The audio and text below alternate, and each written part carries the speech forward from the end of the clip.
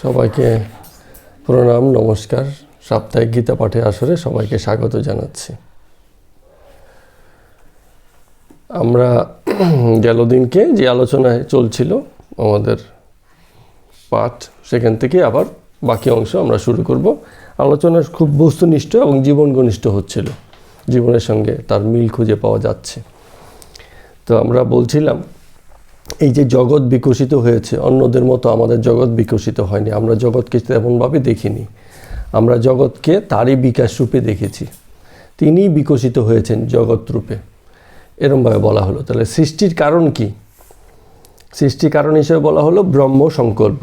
ব্রহ্ম নিজেই সংকল্প করিলেন, ইচ্ছে করিলেন, এক প্রকার ইচ্ছে। আমাদের ভাষায় আমরা যদি তাকে বর্ণনা করতে যাই যে আমি এক, সেখান থেকে আমি বহুমাত্রিক হব, বহু হব। বহু মানে সংখ্যায় বাড়া না, মাত্রায় বাড়া।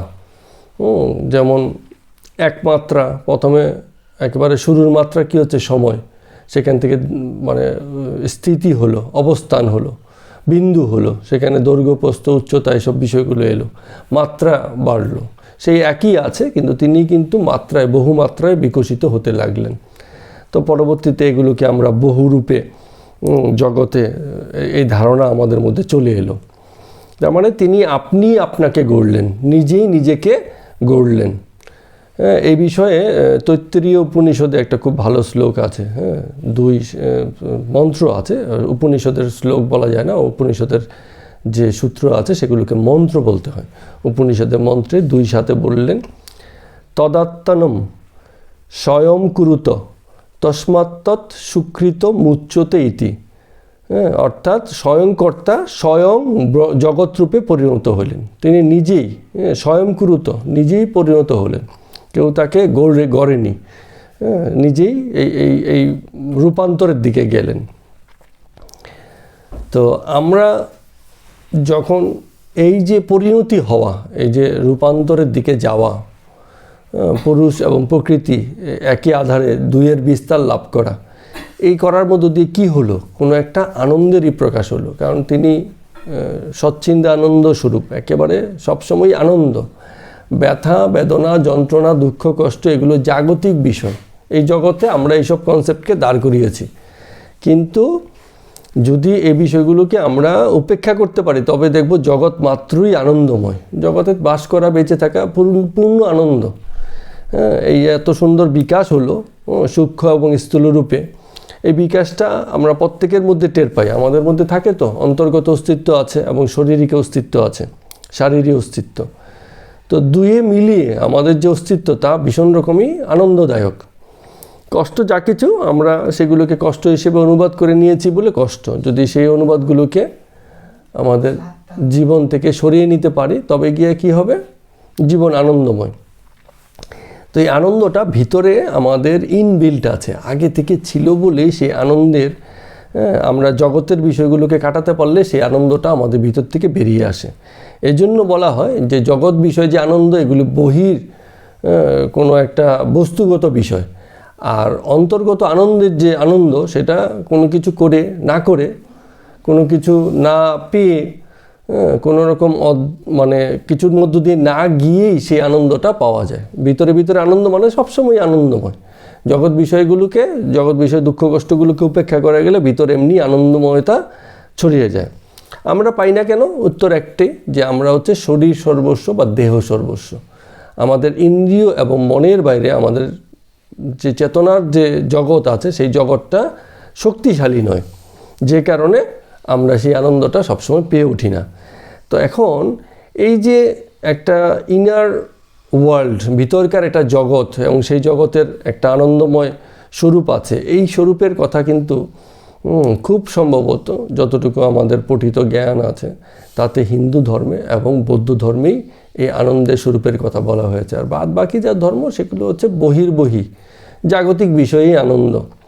যেমন বলা হয় যে আমরা যেমন বলি জীবনের অসারতা বোঝা, তো অন্যান্য ধর্ম জীবনের অসারতা বুঝতে গিয়ে কী বলে যে এই তো জীবন, বেঁচে আছি, এই এক্ষুনি মরে যেতে পারি। তার মানে জীবন কি হচ্ছে? অসার। কিন্তু এই মৃত্যু আমরা প্রতিনিয়ত দেখছি, তারপরেও তো আমাদের জ্ঞানের উদয় হয় না। প্রশ্ন হচ্ছে হয় না কেন? হয় না এই কারণে, কারণ তাতে কিছু হওয়ার কথাও নয়। একজনকে মরতে দেখলাম, তার মানে এই না যে জীবনের যত রকম দাবি আছে সেগুলোকে আমার মুহূর্তেই উপেক্ষা করার শক্তি এসে গেল, তা কিন্তু আসে না। বরঞ্চ জীবনে বেঁচে থেকে যা কিছু আমরা করছি তার মধ্যেই অসারতা দেখতে হয়। ওই মৃত্যুই একমাত্র অসার কর্ম না। জীবনে যত রকম কর্ম আর করছি আমরা, তার মধ্যেই অসারতা আছে। একটু ভালো করে দেখলে, যদি আমরা রিয়েল আর রিয়েলিস্টিকের পার্থক্যটা খুব বুঝতে চাই, যে আমার কাছে যা রিয়েল আর রিয়েলিটি যা, এই দুয়ের পার্থক্য যদি আমরা বোঝার চেষ্টা করি, তাহলে দেখব যে বিষয়গুলোর অসারতা আমাদের সামনেই এসে গেছে। মৃত্যুর জন্য অপেক্ষা করতে হবে না, বরঞ্চ এই অসারতা যদি আমরা দেখে নিই, জীবন কিন্তু তখন অনেক বেশি আনন্দদায়ক হয়ে যায়। মৃত্যুর ভয় কম বেশি সবারই থাকবে, কিন্তু জীবনে আনন্দ যত বেড়ে উঠবে, তত মৃত্যু ভয় আস্তে আস্তে দূর হতে থাকবে। জীবনই আনন্দ, বেঁচে থাকাটাই আনন্দময়। মৃত্যুর ভয় কখন করব? সে না হয় মাঝে মাঝে একটু করেই নিলাম মৃত্যুর ভয়, তাহলে আনন্দটা আরেকটু ভালো হয়ে গেল। খিদের অনুভূতি যদি কখনো নাই আসে, খিদে পাওয়ার আগেই সব খাবার হচ্ছে প্রত্যেক বেলায়, তাহলে তো খাবারের একসময় স্বাদও কি হতো, স্বাদ আসবে না খাবারের। তো খিদে পেলে খাবারের স্বাদ কিন্তু আরও বেশি বেড়ে যায়। তো জীবনে মৃত্যুর ভয় যদি খানিকটা থাকলো, তাতে করে যে জীবনকে আরও বেশি উপভোগ করা যায়, ক্ষতি কী আছে? কিন্তু মৃত্যুর ভয়ে জীবনে বাঁচাটা যদি আমরা বন্ধ করে দিই, যে কালকেই তো মরে যেতে পারি, জীবন তো অর্থহীন, চলো ভাই কিছু করার দরকার নেই, চুপচাপ বসে থাকি, তাহলে জীবন নিরর্থক হয়ে যায়।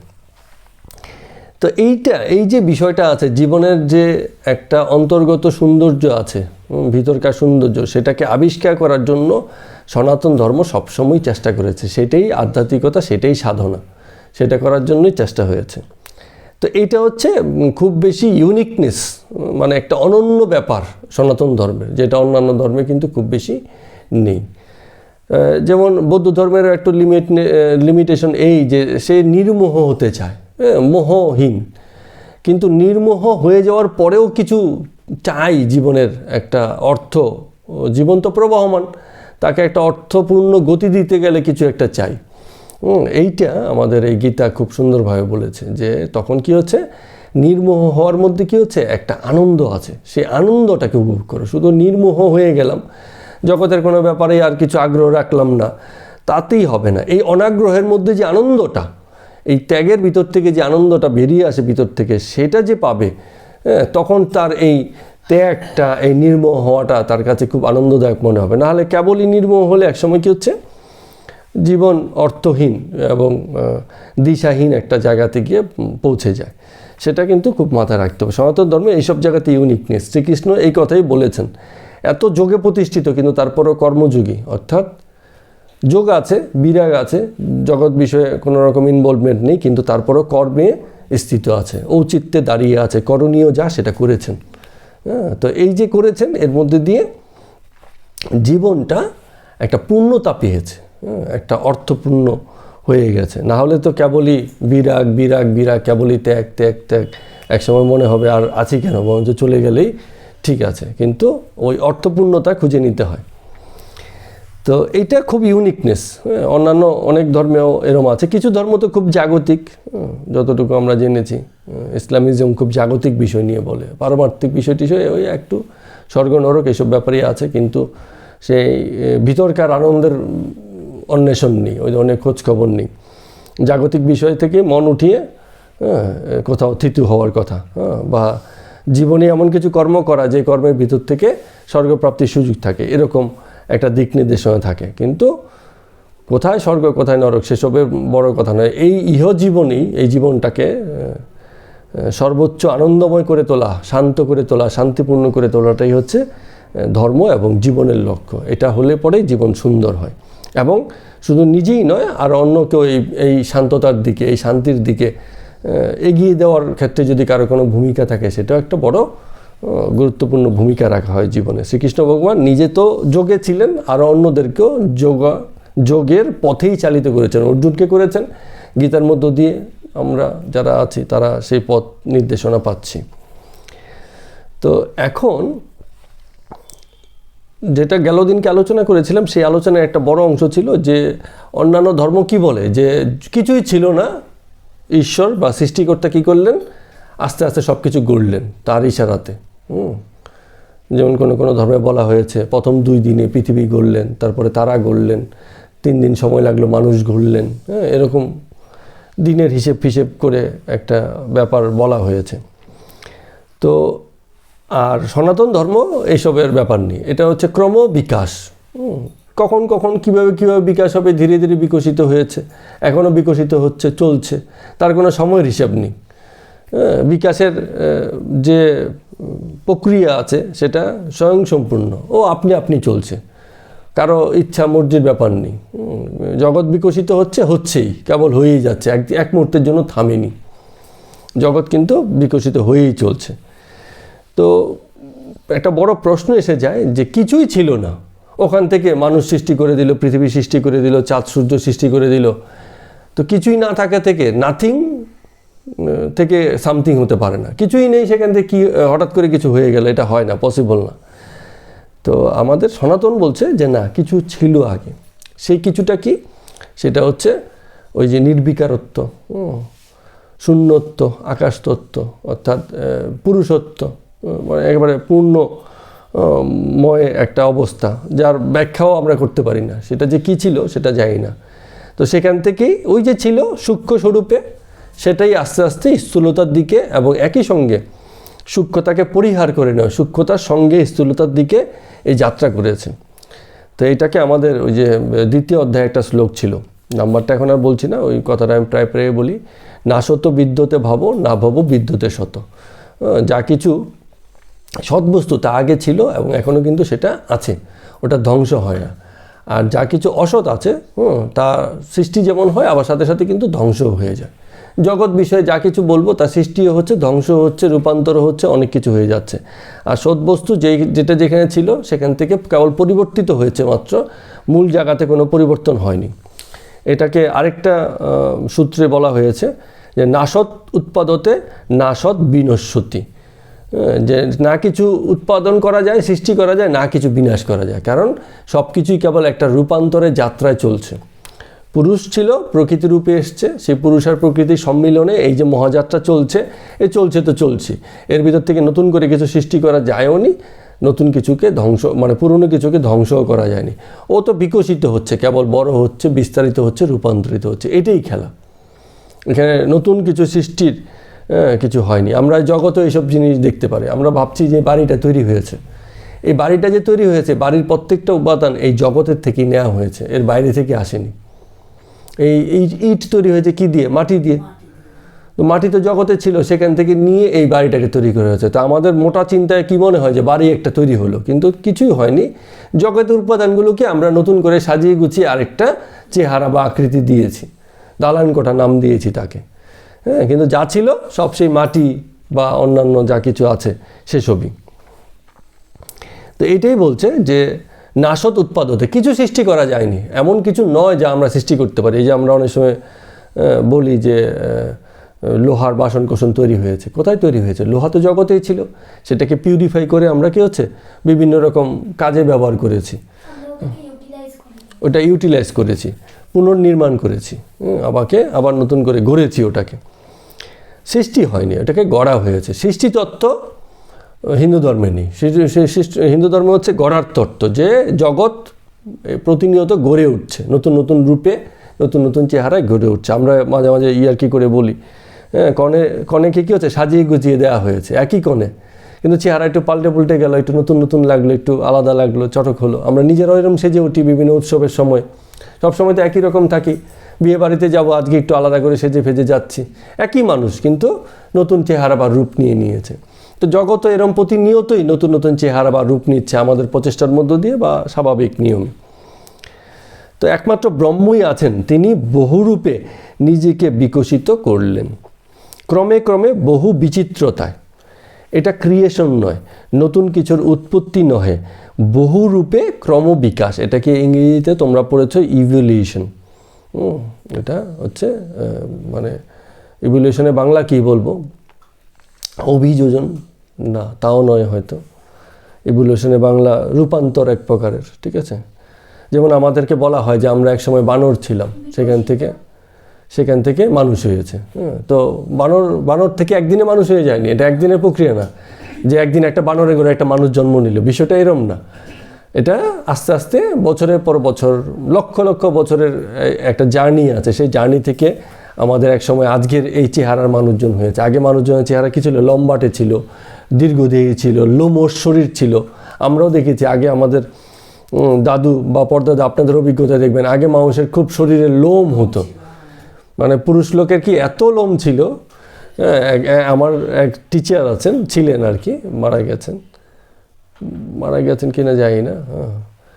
তো তিনি গল্প করছিলেন আমাদেরকে, তার দাদুর শরীরে এত লোম ছিল যে উনি গ্রামের পুকুরে যখন চান করতে নামতেন তো উঠে এলে সে লোমের মধ্যে চিংড়ি মাছ ঢুকে থাকতো নাকি।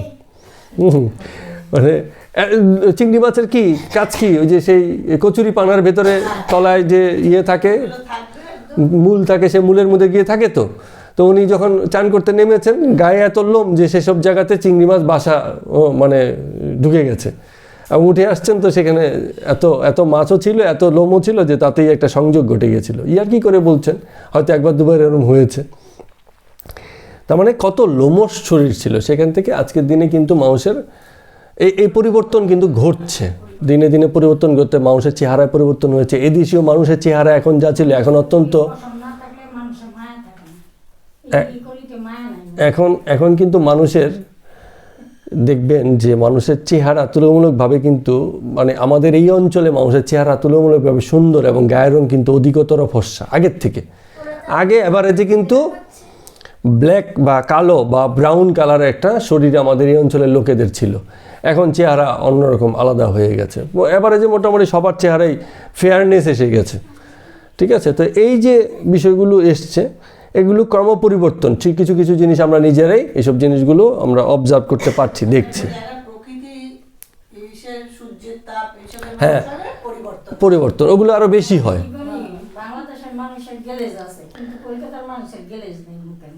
তো যেমন পাহাড়ের ছেলেমেয়েরা, হ্যাঁ, বেসিক্যালি সবাই সুন্দর, কারণ একটা ঠান্ডার দেশের লোক, হ্যাঁ, তাদের একটা সুস্থতাও বেশি, হ্যাঁ, রৌদ্রের সেটা কম পায়, হ্যাঁ, ওদের কি হয় দেখবেন রোগটুকু কম, হ্যাঁ।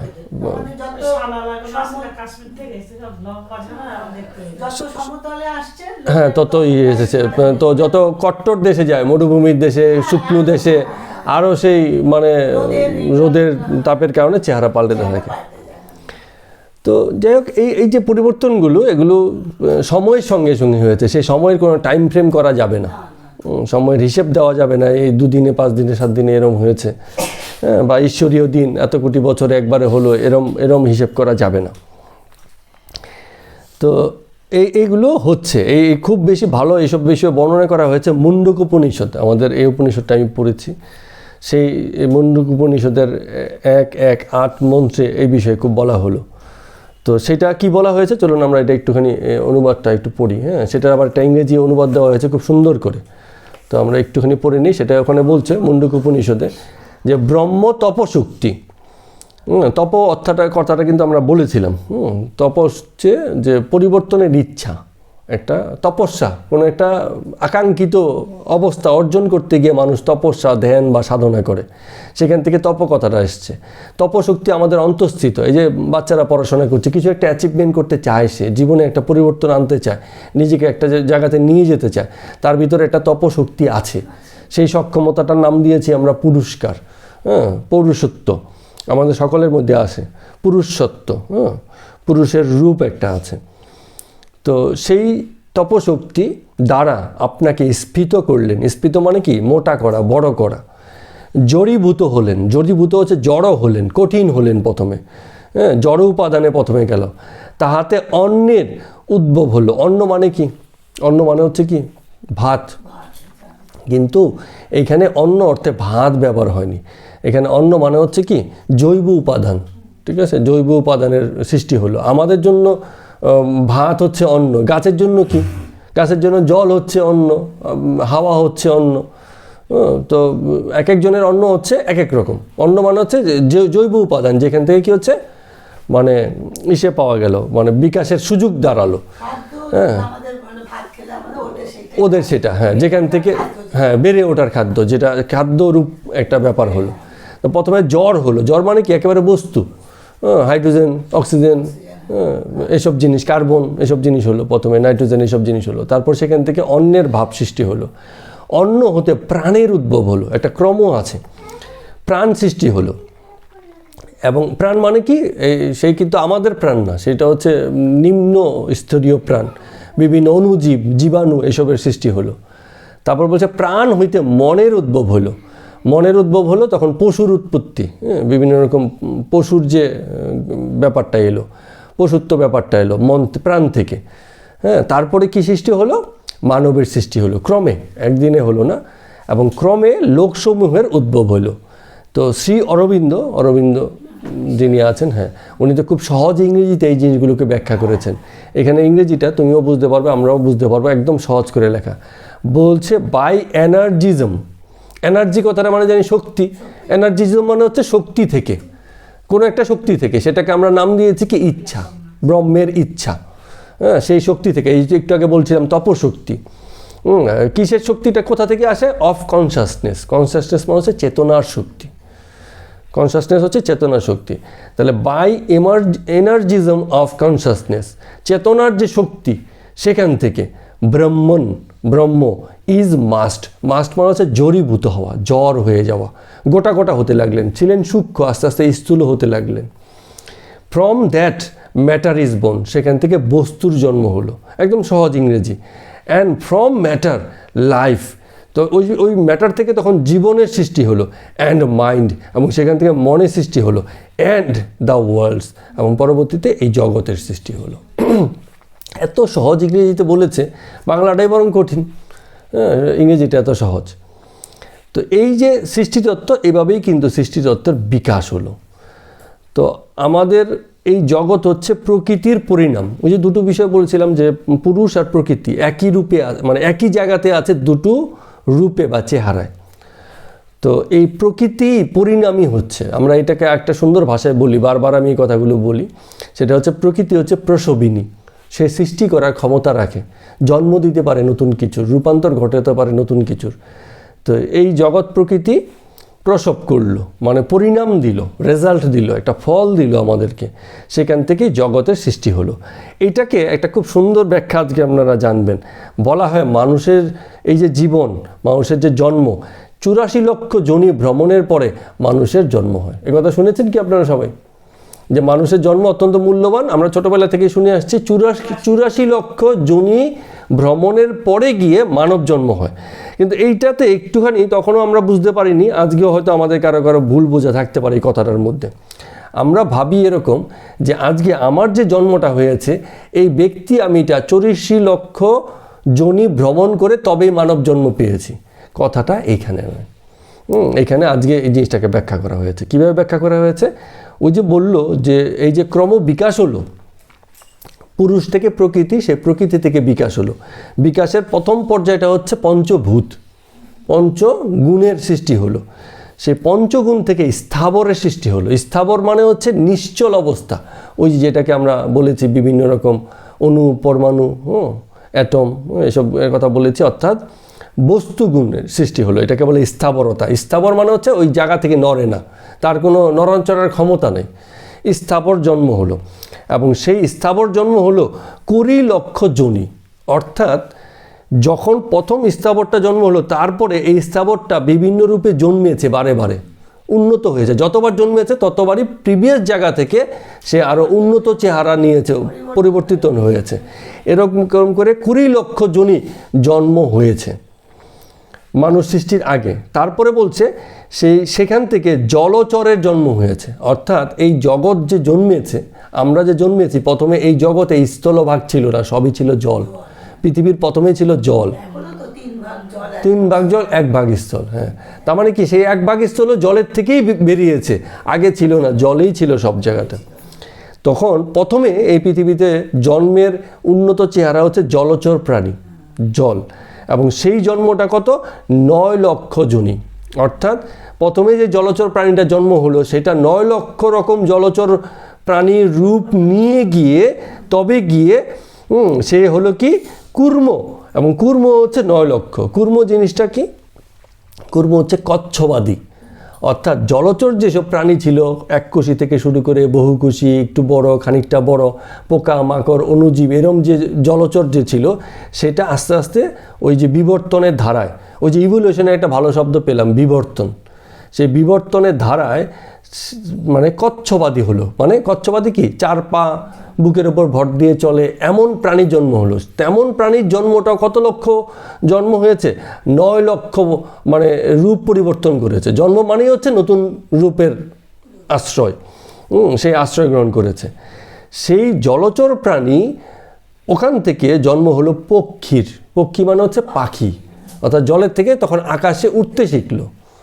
সেই কিছু মাছ আকাশে ওড়ে না, দেখায় না এই যে ডিসকভারি চ্যানেলে কিছু মাছ দেখবেন মানে এত বড় পাখা আছে, কি নাম যেন, যে সে উঠতে পারে। তার মানে ওই তার যে বৈশিষ্ট্য, যে পরিক্রমাটা চলছিল, সে পরিক্রমা তো জগৎ ভরে চলছে, কারণ কোথাও স্থির হয়ে নেই। তো যেই মাছটা উঠতে শিখলো সেই মাছটাই একদিন পাখি হয়ে গেছিল, ঠিক আছে। এবং এই পাখির যে জন্ম বা যোনি সেটা কিন্তু 10 লক্ষ যোনি পরিভ্রমণ হলো। তারপরে পশুর সৃষ্টি হলো, তার মানে ততদিনই স্থলভাগ জন্মে গেছে। এবং পশু 30 লক্ষ মানে জন্ম নিল। তার মানে একটা মানে লক্ষ লক্ষ কোটি কোটি বছরের কিন্তু একটা জীবনের সার্কেল চলছে। এবং তারপরে এলো বানর, তার মানে ওই যারা পশু তো 4 পেয়ে হাঁটে, তো 4 পেয়ের থেকে তারা 2 পেয়ে দাঁড়িয়ে গেল। বানর তো 2 পেয়ে দাঁড়ায়, দুটো হাতকে ব্যবহার করতে শুরু করে, 4 পা থেকে মানে 2 পা হয়ে গেল। তো বানর হলো, এবং বানরের জন্মের বিবর্তন হলো প্রায় 4 লক্ষ যোনি, অর্থাৎ 4 লক্ষ রূপে তার পরিবর্তনগুলো হলো। এই 4 লক্ষ পরিবর্তনের ভিতর থেকে পরবর্তীতে এখানে এই যে সভ্য বা আধুনিক যে মানুষ, সেই মানুষটা আমাদের কিন্তু জন্ম নিল। এইখান থেকে এই 84 লক্ষের মানে এই যে সবগুলো যোগ যদি আমরা করি তাহলে এখানে 84 লক্ষ যোনির ভ্রমণ হয়। তার মানে মানুষের যে সৃষ্টি হলো, আমার নয় কিন্তু, ব্যক্তি আপনারও নয় আমারও নয়। আধুনিক মানুষ, যে মানুষের বংশ পরম্পরায় আমাদের স্থিতি, সেই আধুনিক মানুষটা জন্ম হলো 84 লক্ষ যোনি ভ্রমণ করার পরে, অর্থাৎ এই ধরনের পরিবর্তনের মধ্য দিয়ে যাওয়ার পরে। এইভাবে আমাদের 84 লক্ষ যোনি ভ্রমণ শেষে একদিন মানবের জন্ম হয়। হ্যাঁ, একদিন মানে ক্রমান্বয়ে। তো এই এত বড় ভ্রমণ শেষ করে তবে গিয়ে আজকে এই মানব জাতির প্রতিষ্ঠা হয়েছে। তাহলে এই জার্নিটা একেবারে ছোট জার্নি নয়, এটাকে ওই এত ক্ষুদ্রভাবে কিন্তু আমরা মানে যদি এটাকে বুঝতে চাই তাহলে কিন্তু আমাদের ভুল হয়ে যাবে। আজ থেকে 5000-6000 বছর আগেও এইসব বিষয়ে কিন্তু উপনিষদগুলোতে, এই যে মহাভারতে কি গীতাতে এইসব বিষয়ের যে বর্ণনা আছে, তাদের মানে সন্দর্শনটা, জীবনকে জগৎকে কত সুন্দরভাবে দেখেছিলেন বলে এইসব কথা পরে বিজ্ঞান আবিষ্কার করেছে। ততদিনে তারা এই বিষয়গুলোকে কোনো না কোনো রূপে বুঝে সেগুলোকে প্রকাশের রাস্তাতেও কিন্তু তারা গিয়েছে। এই জন্য এত বেশি মানে ঘনিষ্ঠ, জীবনের সাথে ঘনিষ্ঠ, সৃষ্টিতত্ত্বের সাথে ঘনিষ্ঠ, কল্পনার বিকাশ কম। উপনিষদে গীতাতে কল্পনা বিষয় আশয় খুব একটা নেই। বোঝা যাচ্ছে? আচ্ছা, এরপরে আমরা এখন এই যে কথাটা বললাম, তাহলে আমাদের এই যে সায়েন্স যেটা আছে, যেটা তোমরা পড়ছো, সায়েন্স আর আমাদের এই আধ্যাত্মিকতা, ধর্মীয় আধ্যাত্মিকতার মধ্যে পার্থক্যটা কোথায় হয়? সায়েন্স বলছে, এই জার্নিটা সায়েন্সও বলছে, কিন্তু সায়েন্স শুধুমাত্র তার ফিজিক্যাল পরিবর্তনটা দেখছে। বলছে এককোষী ছিল, দ্বিকোষী হয়েছে, বহুকোষী হয়েছে, অণুজীব হয়েছে, একটু বড় হয়েছে, এই হয়েছে, সেই হয়েছে, পশু হয়েছে, বানর হয়েছে, পরে মানুষ হয়েছে। ঠিক আছে, এখনও মানুষের মধ্যে পরিবর্তন চলছে। যা কিছু দেখছে সায়েন্স দেখছে তাকে বায়োলজিক্যালি, শারীরিকভাবে দেখছে। কিন্তু আমাদের ধর্ম দেখেছে এটার পরিবর্তনটা হয়েছে ইনার, বাইরের দিক থেকে। এই যে মানুষ হচ্ছে ওই পুরুষোত্তমের সর্বোচ্চ প্রকাশ, উন্নত প্রকাশ। তার আগে যে প্রকাশগুলো গেছিল উদ্ভিদের মধ্যে, নিম্ন শ্রেণীর প্রাণীর মধ্যে, পশুর মধ্যে, মাছের মধ্যে বা কুমিরের মধ্যে, সেসব জায়গাতে এই পুরুষোত্তমের প্রকাশ হচ্ছে লিমিটেড। তার মানে আমাদের ধর্ম বলছে যা কিছু ডেভেলপমেন্ট হয়েছে, ইনার ডেভেলপমেন্ট হয়েছে, এই জন্য শরীরটাও ডেভেলপড, দেখেছে ভিতর থেকে। হ্যাঁ, আর সায়েন্স বলছে যা কিছু হয়েছে শুধু ফিজিক্যাল হয়েছে, ওর মাইন্ডের বিষয় আসয় নিয়ে ইসের কোনো মানে ভূমিকা নেই। সায়েন্স ওইসব বিষয়ে মাথা লাগাচ্ছে না। এমন হয়েছে আমাদের হার্ট বাঁ দিকে থাকে, সেদিনকে দেখুন হার্ট ডান দিকে নিয়ে জন্মগ্রহণ করেছে। হচ্ছে পরিবর্তন কত পরিবর্তন। কত রকম পরিবর্তন হয়ে যাচ্ছে। হ্যাঁ হার্ট আমাদের বাঁ দিকে থাকে। হ্যাঁ সেদিনকে দেখলাম একজনের হার্ট জানতো না, যেহেতু যখন এবার জন্ম হওয়ার পরে একমাত্র ডাক্তার দেখে বসে, তারপরে কি তার অসুখ হচ্ছে তখন ডাক্তার খুঁজে দেখছে তার ডান দিকে হার্ট। হার্ট তো কি অদ্ভুত, মানে এগুলো বৈচিত্র্য বৈচিত্র্য বৈচিত্র্য এরপরে আবার দেখবেন কত রকম শিশু জন্মাবে, কত রকম পরিবর্তন তো অনেক রকম হয়। স্বাভাবিক একটা শিশু জন্মগ্রহণ করেছে, তার আঙ্গুল একটা বেশি, ঋত্বিক বলে যাদেরকে, হ্যাঁ তো হয়ে যায় এরকম, অনেক সময় যা পায়ের আঙ্গুল বেশি হয়, হাতের আঙ্গুল বেশি হয়। তো আমরা তো কিছু কিছু দেখেছি, সত্যি মিথ্যে যাই না, ইউটিউবে 2 মাথাওয়ালা সাপ দেখেছি, 2 মাথাওয়ালা। আমি দু মাথাওয়ালা দেখেছি, ওই যে আপনার বিশেষ মেলা টেলায় বড় বড় মেলাগুলো আছে না, আচ্ছা। একদম এরকম পেটের থেকে আরেকটা বাচ্চা, সেটা আমি দেখেছি টিকিট কেটে, ওই মেলা টেলা বড় বড় মেলা হয়, আচ্ছা। টিকিট কেটে দেখেছি। আচ্ছা, আচ্ছা। অরণি মোড়ে একবার এসেছিল, গেছি, এই সত্যি 2 বোন পাশাপাশি, মানে পেটের থেকে আরেকটাই এসেছে। আবার আপনি দেখেছেন কিনা ইউটিউবে, দুটো পাঞ্জাবি ভাই, কত দূর তারা লেখাপড়া করে কত উঁচুতে চাকরি করছে তারা দুজনে। আচ্ছা পাঞ্জাবি পাকিস্তানে, একটা ভাইয়ের পেট থেকে আরেকটা ভাই, ওরা ওরকম ওরা লেখাপড়া শিখেছে, কলেজ করেছে, ইঞ্জিনিয়ারিং করেছে, দিব্যি 2 ভাই চাকরি করছে। তো এগুলো সাংঘাতিক রকম বৈচিত্র্য। জীবন যে পরিবর্তন হচ্ছে তার কোনো নিয়ম নাই, কেউ যদি এগুলোকে আবার নিয়মে বাঁধতে যায় তাহলে কিন্তু ভুল হয়ে যাবে। এটা কি বলেন তো, সায়েন্সের একটা বৈচিত্র্য, আর কিছু বলা যাবে না, ভেরিয়েশন। একটা কিছু স্বাভাবিক নিয়মে চলছে, তার থেকে নতুন কিছু বেরিয়ে গেল, হঠাৎ করে কিছু হয়ে গেল। আমি দেখেছি এটা। তো পাঞ্জাবি দুটো ছেলে তুমি ইন্টারভিউ এগুলোকে কোনো ধর্ম কোনো এক সময় হয়তো এগুলোকে পাপ, অনাচার, অনাসৃষ্টি এরম বলে মানে ব্যাখ্যা দিয়েছে, কিন্তু আমাদের ধর্ম কিন্তু সেগুলোকে অলওয়েজ ওয়েলকাম জানিয়েছে। সবসময় বলছে এই ইভলিউশন মানুষের মধ্যে চলছে এবং চলবে। হ্যাঁ, মানুষ না, সকল প্রাণীর মধ্যে, জগতের মধ্যেই চলছে। হ্যাঁ, এই বিষয়গুলো তে ঘাবড়াবার কিছু নেই। ষাঁড়ের পিঠের থেকে আরেকটা পা বেরিয়েছে। হ্যাঁ হ্যাঁ, আমি নিজে দেখেছি। গরুদের এরম হয়। আমি নিজে দেখেছি যে তো মুশকিলটা কোথায় আপনি দেখেছেন কিনা, আমি এরকম একটা গরু একবার দেখছিলাম, হ্যাঁ গাড়ি করে নিয়ে আসছে, তার মানে তাদের আবার একটা ধর্মীয় পয়সা মানে এইটা এখানেই বোকামি, এখানেই অজ্ঞতা, যা একেবারেই স্বাভাবিক, হ্যাঁ, স্বাভাবিক জন্ম। এবং একেবারেই শারীরিক, হ্যাঁ, একটাই হয়। সেই জায়গাটাকে আবার একটা ধর্মীয় রূপ দিয়ে, হ্যাঁ, পয়সা দিয়ে হ্যাঁ, সেগুলো মানুষকে একটু বোকা বানিয়ে, এটাও এক প্রকারের অজ্ঞান, এগুলোতে মোহিত হলে কিন্তু চলবে না। গীতা এসব জায়গা থেকে মানুষকে অনেক সচেতন করেছে। তো আমার কথা হচ্ছে, এখানে যে কথাটা বলছিল যে জীবের মধ্যে যে শক্তি নিহিত আছে তাকে বলে ব্রহ্মশক্তি। এই যে শক্তি, যে পরিবর্তনটার দিকে যে যাচ্ছে ভিতর থেকে, হ্যাঁ, সেই শক্তির বিকাশটাকেই বলা হচ্ছে ক্রমবিকাশ, ইভলিউশন। এই যে দুটো বিষয়, সায়েন্সের ইভলিউশন হচ্ছে শারীরিক, আর আমাদের ধর্মে ইভলিউশনটাকে দেখা হয়েছে কি আধ্যাত্মিক রূপে, যে পরিবর্তন হয়েছে সে পুরুষোত্তমেরই রূপান্তর ঘটেছে, মানুষের মধ্যে পুরুষোত্তম সর্বোচ্চ প্রকাশিত হয়েছেন।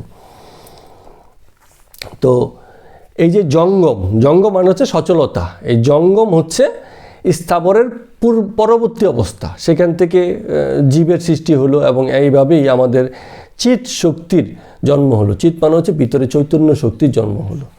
তো এটাই আমাদের মধ্যে সর্বোচ্চ, যে আমরা এটা বুঝতেও পাচ্ছি, হ্যাঁ, এবং বলতে পাচ্ছি আমাদের মানুষের এটা আছে।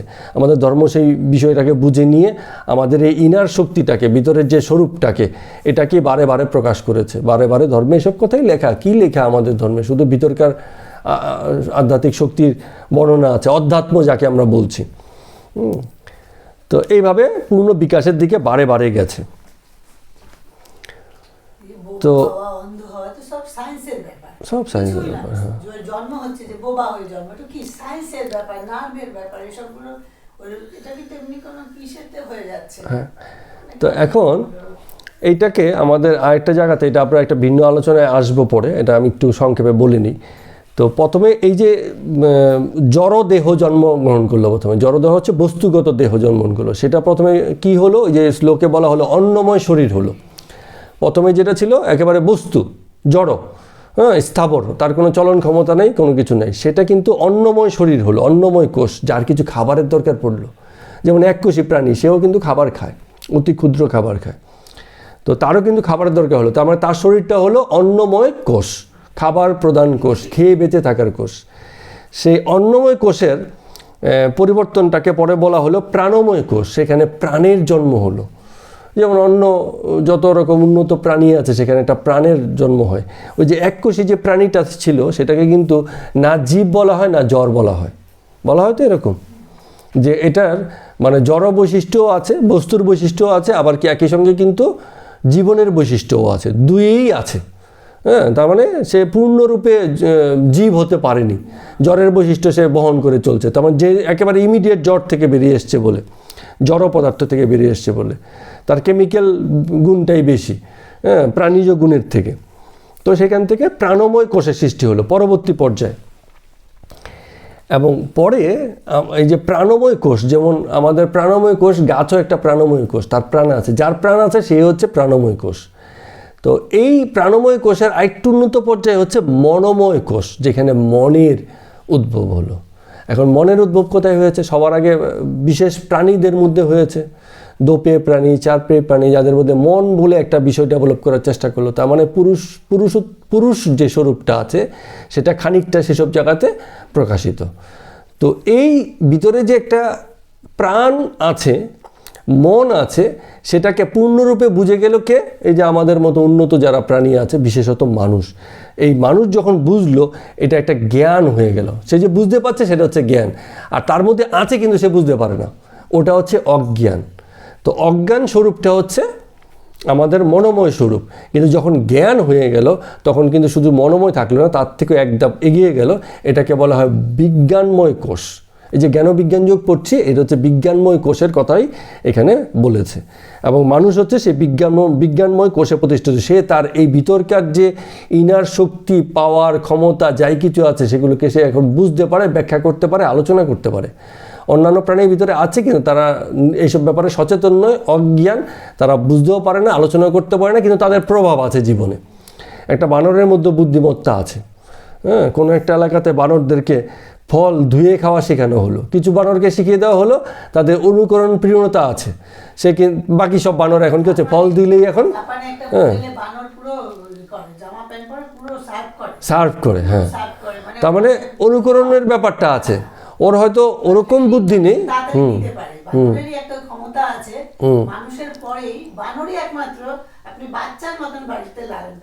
বানরে আছে, বানরের ভিডিও দেখলেও খুব ভালো লাগে, একেবারে খুব হ্যাঁ চঞ্চলতা।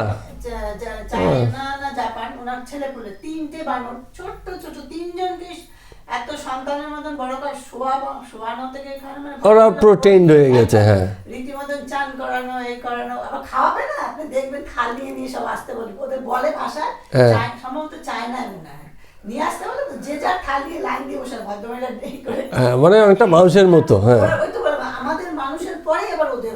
হ্যাঁ, তার মানে ওই মনোময় কোষটা বুদ্ধিভিত্তিক, মনোময় কোষটা বুদ্ধিভিত্তিক উন্নতির দিকে গেছে। যখন এটার ব্যাখ্যাটা কিরম হয় জানেন? যে আগুনের সঙ্গে থাকতে থাকতে লোহাও আগুনের মতো গরম হয়ে যায়, তখন আগুনের যত গুণ লোহারও সব গুণ এসে যায়। অনেকটা এরকমই বুদ্ধিভিত্তিক। আমি যেটা শুনেছি যে আর যত প্রাণী তার সবাই নিতে পারে, আজকাল তো সিংহ পর্যন্ত পোষ মানে মানুষকে কিভাবে, কিন্তু বানর খুব তাড়াতাড়ি যেটা করতে পারে। ঠিক। তো এই পরিবর্তনগুলোকে বিভিন্ন রকমে বিভিন্নভাবে আমাদের এখানে ব্যাখ্যা করা হয়েছে। তবে উন্নত জীবন কোনটা? মননের দ্বারা যে জীবন ধারণ করে সেই প্রকৃত জীবন ধারণ করে, যেটা মানুষের ক্ষেত্রে আছে। এই জন্য মানুষের জীবন গুরুত্বপূর্ণ।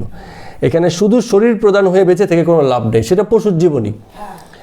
আমরা যদি শরীর প্রদান হই, শুধুমাত্র নিজের শরীরের চাহিদার বিষয়গুলো আসি, নিজের মনোজগতের সাথে সাক্ষাৎ লাভের কোনো চেষ্টাই আমাদের না থাকে, অধ্যাত্ম নিজের সঙ্গে নিজের পরিচয় লাভের যে সুযোগ এবং সৌভাগ্য, এই সৌভাগ্যকে যদি আমরা কাজে না লাগাই তাহলে কি হবে? আমাদের পশুর জীবনী, মানুষ হয়েও পশুর জীবনের মধ্যে আমরা জীবনযাপন করছি। এই বিজ্ঞানময় কোষ আরও পরিণতি লাভ করে, যেটাকে বলা হয় আনন্দময় কোষ, একেবারে পুরুষে গিয়ে পৌঁছে যায়। হ্যাঁ, সেই জগৎকে, এই জগতের ক্রিয়াশীলতাকে, জগতের চক্রকে, জগতের পুরো বিষয়কে বুঝে গেল, এবং তখন তার পুরুষ যেই স্বরূপে আনন্দ, কেবলই আনন্দ, হ্যাঁ, সেই আনন্দটা কিন্তু মানে সে পেল। ওই যে আমাদের এসে কি যেন বাবা ঠাকুরের একটা গানই আছে, আনন্দ আহ কি আনন্দ, মানে হ্যাঁ, তার মানে বাবা ঠাকুর দেখছেন যে জগৎটাই আনন্দ, কেবল আনন্দই দেখছেন। হ্যাঁ, যে সেই বিজ্ঞানময় কোষের অবস্থা থেকেও আরও উত্তীর্ণ অবস্থায় গেছে, তার কাছে জগতের দুঃখের কোনো মানে আসে না, সে জগতে কেবল আনন্দই দেখে। এই জন্য ভীষণ রকম মানে ক্যান্সারে কষ্ট পেয়েও শারীরিক যন্ত্রণায় ভোগ করেও হাসছেন রামকৃষ্ণদেব ঠাকুর। কী করে হাসতে পারেন? এত শরীরের যন্ত্রণা, হ্যাঁ, আনন্দময় কোষে কেবলই আনন্দ, সেখানে কোনো ব্যথা বেদনা নেই। যা হচ্ছে শরীরী পর্যায়ে, শরীরী স্তরে হচ্ছে, অন্তরের স্তরে কিন্তু কেবলই আনন্দ। তো এই যে সুযোগ, এই যে সত্যের অনুসন্ধান, খুব আনন্দের বিষয় যে আমরা আমাদের ধর্মে পেয়েছি। গীতা তো আমাদের খুব সহজে এই অ্যাভেলেবেল জায়গাগুলোকে আমাদের পৌঁছে দিচ্ছে, যে এত অ্যাভেলেবেল, মানে এত সহজলভ্য এই জ্ঞানটাকে এত সহজলভ্য করে আমাদের কাছে পৌঁছে দেওয়া হয়েছে যে আমরা চাইলেই এই সুযোগ সুবিধা নিয়ে নিজেদের জীবনকে কিন্তু খুবই আনন্দময় এবং এটাকে বলে আমরা আশীর্বাদপূর্ণ করে তুলতে পারি। হ্যাঁ, খুশি যে এই স্তরীয় উপরে যাওয়াটাই মানে হচ্ছে আনন্দের জায়গাতে পৌঁছে যাওয়া। তো এইগুলো খুব মানে একটা কনসাসনেসের ব্যাপার। তো এই জানার জন্য কি দরকার হয়, আমাদের গীতা সব রকমই বলেছে, কোনো কিছু বাদ দেয়নি। অজ্ঞানের কথা বলেছে, জগৎ বিষয়ের কথা বলেছে, ইন্দ্রিয় বিষয়ের কথা বলেছে, মনের কত ব্যাখ্যা হলো। আমাদের তো চতুর্থ পঞ্চম অধ্যায়ে আমরা মন নিয়ে কত আলোচনা হয়েছে, ধাপে ধাপে কিন্তু যাচ্ছে, আস্তে আস্তে ভিতরে গিয়ে এই আনন্দময় কোষের কথা আমাদের বললো। তো মূল বিষয় আবার একই জায়গাতে, যা কী করে আনন্দময় কোষে যাব, জগৎ বিষয়ে অজ্ঞানতা জেনে নিয়ে বুঝে নিয়ে তবেই আমরা এগোতে পারি, এছাড়া আমাদের আর এগোনোর কোনো রাস্তা নেই। এই যে দেহবোধ, সুখ দুঃখের যে বিচার আমরা যেভাবে করে নিয়েছি আমাদের মানে অভিজ্ঞতা, সেই বিষয়গুলোকে তারও বাইরে যে আরও জগৎ আছে আমাদের ভিতর থেকে, সেই জগৎটা যে প্রতিভাত হতে পারে, আমাদের যে সেই সক্ষমতা আছে, এটা বোঝাটাই প্রথম পর্যায়ে অজ্ঞানতা দূর করার ক্ষেত্রে সহায়তা করে। দুঃখ দূর হবে, যত অজ্ঞান দূর হয়ে যাবে, মনের যত রকম দুঃখ ভার, যত রকম মানে পশ্চাৎপদতা আছে জীবনে, যা কিছু পিছনে টানে, জড়ো করে, বন্ধন দেয়, সবই দূর হয়ে যাবে। সংসারে থেকেও দেখা যাচ্ছে তখন এই অজ্ঞানতা থাকবে না এবং দুঃখও থাকবে না সেই অর্থে চেপে ধরে।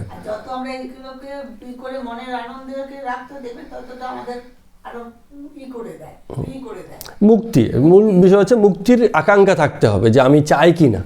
হ্যাঁ, বন্ধুর সঙ্গে দেখা হলো, কত কথা হচ্ছে, একটা তো ভালো কথা হচ্ছে না, সবই তো জুরজার কথা। একটা জিনিস খেয়াল করবে, সচেতনভাবে আমি এই জিনিসগুলোকে পরিহার করি। ব্যক্তিগত সময় আপনি আসবেন, দেখবেন আপনার ঘর সংসারের গল্প আমরা করব। কিন্তু যখন পাঠের সময় হয় না, আপনার ঘরের খবর আমি নিচ্ছি না, আমার ঘরের খবর আপনাকে দিচ্ছি। কেন? কারণ হচ্ছে এইটুকুনি তো সময়, এটাকে পূর্ণ মাত্রায়, এটার আবহ এবং শেষেও এই আবহাওয়াটা যাতে পুরো থাকে, এটাকে বজায় রাখার চেষ্টা করি। না হলে তো এমনিতে রাস্তাঘাটে দেখা হলে কি আর এই কথা বলবো? সেই রাস্তা থাকবে না, ওই ঠিক আমাদের সেই সংসারের কথাই হবে, এই কথা সেই কথা হাবিজাবি কথাই হবে। তো এই কারণে এই সময়টাকে আমরা পূর্ণরূপে যতক্ষণ থাকবো এই চেতনা এবং চৈতন্যের কথাই যেন আমাদের মধ্যে হয় এবং আমরা এটার জন্য পূর্ণ সদ্ব্যবহার করতে পারি। তো এই আলোচনা চলবে, বেশ কিছুদিন চলবে, খুব সুন্দর আলোচনা। আজকের মতো আমরা এখানে শেষ করছি। সবাইকে প্রণাম এবং নমস্কার।